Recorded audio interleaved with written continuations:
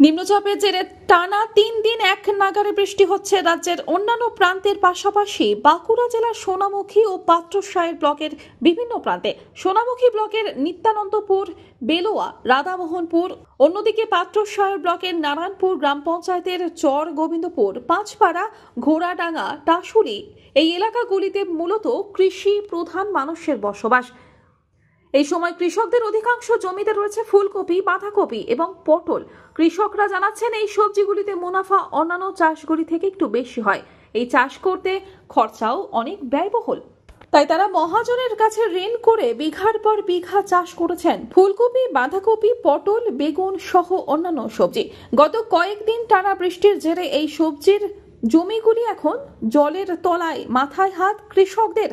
বৃষ্টি হচ্ছে টানা 2 দিন 2 রাত ধরে একটানা বৃষ্টি হচ্ছে।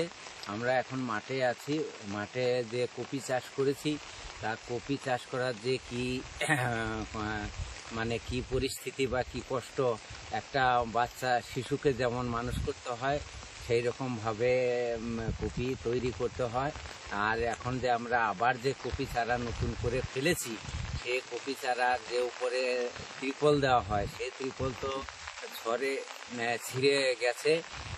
বাড়ির মেয়েদের সব শাড়ি কাপড় এনে তার উপরে দেখি কোনো রকমে ওই চারাগুলো রক্ষা করা যায় নাকি। কপি আছে, বেগুন আছে, পটল আছে, সবেরই তো ক্ষতি হবে। তারপরে ধান আছে, ধান তো সব শুয়ে পড়েছে, সবেরই ক্ষতি। চাষ করি আমরা, সমস্ত কিছু আমাদের চাষ থেকেই হয়, কিন্তু চাষের যা পরিস্থিতি এখন তো সবাইকে পরিবার সবাইকে নিয়ে ছেলে পেলে নিয়ে বাঁচাই আমাদের কষ্ট।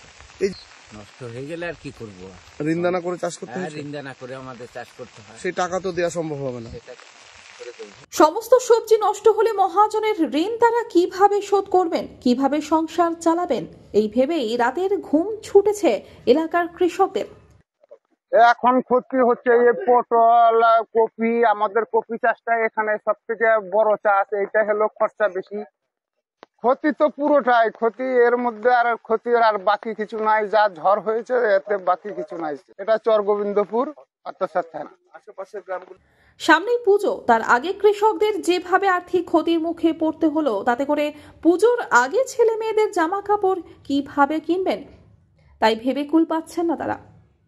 বাঁকুড়া থেকে সৈয়দ মাফিজুল হুদা রিপোর্ট, আনন্দবার্তা।